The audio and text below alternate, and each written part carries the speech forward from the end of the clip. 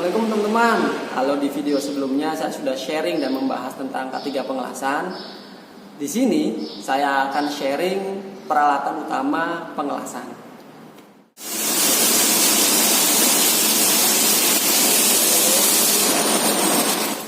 Oh iya, sebelumnya saya mau menambahkan K3 pengelasan di video sebelumnya ya. Selain APD yang digunakan saat melakukan pekerjaan pengelasan, yang tidak kalah penting adalah peralatan safety. Peralatan safety adalah perlengkapan keselamatan terhadap keadaan darurat yang mungkin terjadi di tempat kerja, dan tentunya harus ada saat melakukan proses pengelasan. Apa saja? Yang pertama yaitu alat pemadam api ringan atau kita singkat APAR. APAR sendiri banyak jenisnya ya.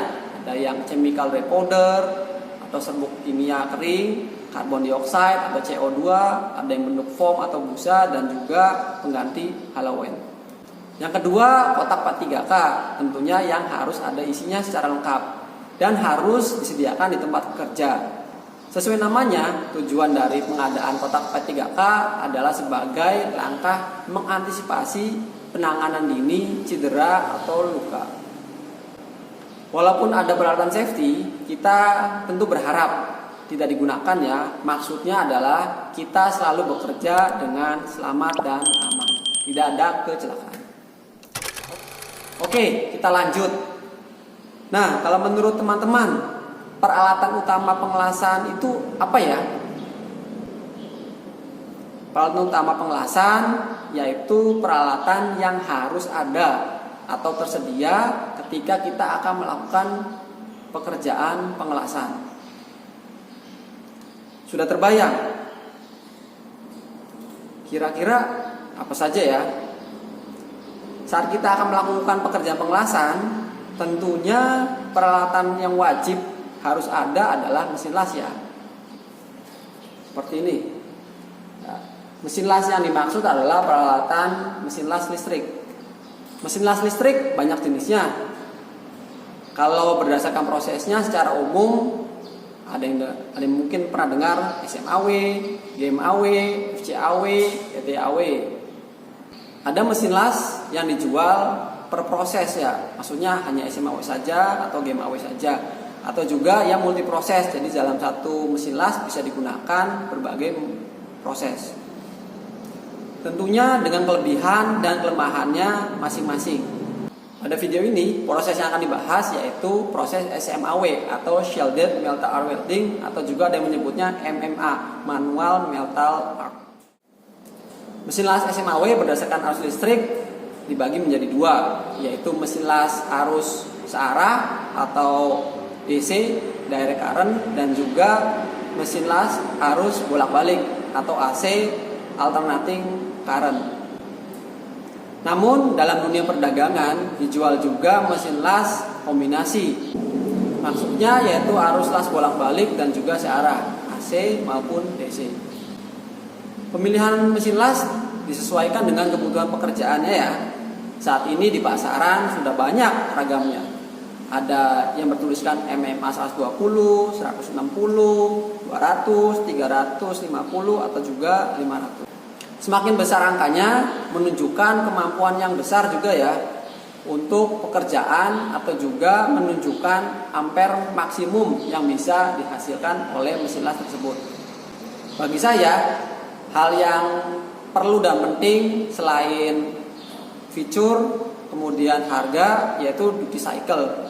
Duty cycle adalah kemampuan mesin las dalam melakukan pekerjaan dalam satu waktu pekerjaan. Kita bisa lihat duty cycle di belakang mesin las ya. Di sini ada yang tercetak 60, 80 ataupun 100 dengan arusnya masing-masing. Saya ambil contoh mesin las MMA 200 ini ya. Untuk settingan arus atau ampere 180, duty cycle-nya tertulis 60.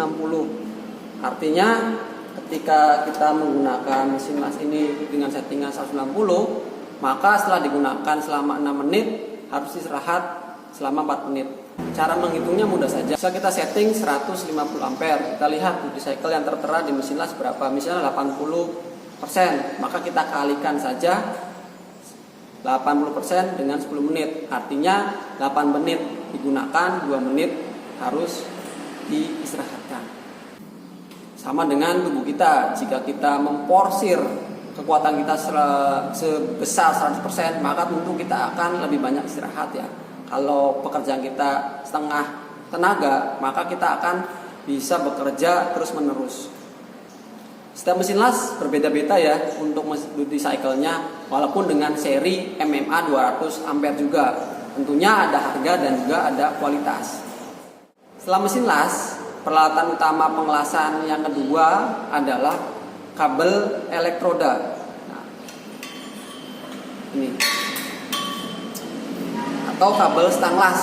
Ya, fungsinya menghubungkan mesin las dengan elektroda. Untuk stang las juga banyak jenisnya ya, ada yang tertulis 400 ampere, ada juga yang tertulis di sini 600 ampere ya. Jadi disesuaikan dengan jenis kebutuhannya. Dari namanya fungsinya itu menyubit elektroda ya di sini. Kalau kita lihat di sini bentuknya seperti bendera Britania Raya ya. Untuk memudahkan welder saat melakukan pekerjaan pengelasan sesuai dengan posisinya. Misal posisi downhand ya, kita jepit lurus dengan, nah, maka ini tidak akan mudah goyang. Downhand seperti ini ya. Atau juga untuk posisi vertikal, kita setting miring seperti ini. Nah, atau juga untuk overhead, kita setting seperti ini. Ya, jadi disesuaikan dengan posisinya. Sudah jelas ya. Baik, kita lanjut ke peralatan yang ketiga, yaitu kabel massa atau klem massa. Bentuknya seperti ini. Klem massa dihubungkan ke benda kerja atau ke meja kerja. Untuk dikoneksikan ke mesin las, ujung kabel ini ada dua tipe. Ada yang bentuknya seperti ini, skun, atau juga yang bentuknya plug mel atau laki-laki seperti ini. Saat menghubungkan kabel massa dan juga elektroda ini harus betul ya, karena di sini ada bagian yang menonjol. Masukkan, putar ke kanan sampai posisi maksimal.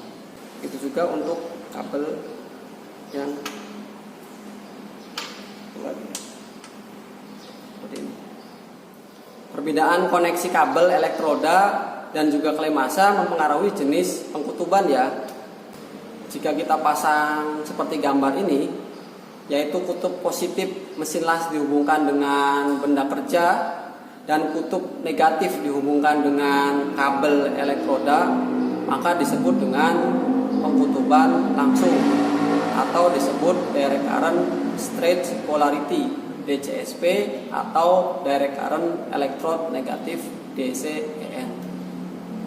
Dengan hubungan seperti ini, panas pengelasan yang terjadi yaitu sepertiga bagian panas memanaskan elektroda, sedangkan 2/3 bagian memanaskan benda kerja. Yang kedua, jika kita pasang seperti gambar berikut ini, yaitu kutub negatif mesin las dihubungkan dengan benda kerja dan kutub positif dihubungkan dengan elektroda, maka disebut dengan pengkutuban terbalik atau direct current reverse polarity, disingkat DCRP, atau direct current electrode positif, disingkat DCEP. Dengan hubungan semacam ini, panas pengelasan yang terjadi yaitu sepertiga bagian panas memanaskan benda kerja dan 2/3 bagian memanaskan elektroda. Terlihat bedanya ya antara pengkutuban DCEP ataupun DCEN, yaitu adalah bagian mana yang lebih panas. Untuk benda kerja yang memiliki ketebalan kecil, maka disarankan menggunakan DCEP atau DCRP, sehingga panas yang dia berikan lebih banyak ke elektroda. Begitu juga sebaliknya. Nah, sudah ada 3 peralatan utama pengelasan. Apakah ada lagi? Yang keempat yaitu kabel sumber tenaga. Kalau tidak ada sumber tenaga, bagaimana kita bisa pakai mesin lasa ya. Sumber tenaga yang digunakan yaitu listrik. Nah, sumber listrik ini umumnya ada yang 1 fase ataupun 3 fase, tergantung dari instalasi yang disediakan. Untuk bentuknya, kalau 1 fase kita sudah familiar ya, seperti ini. Nah, untuk yang 3 fase, colokannya atau plugnya itu bentuknya seperti ini. Ya, terlihat perbedaannya ya. Itu dia 4 peralatan utama saat melakukan proses pengelasan. Kita review ya. Yang pertama adalah mesin listrik. Kedua, kabel elektroda atau stang las. Yang ketiga, kabel massa atau klem massa. Yang keempat, kabel sumber energi. Semoga setelah menonton video ini, pengetahuan teman-teman semakin bertambah ya. Amin.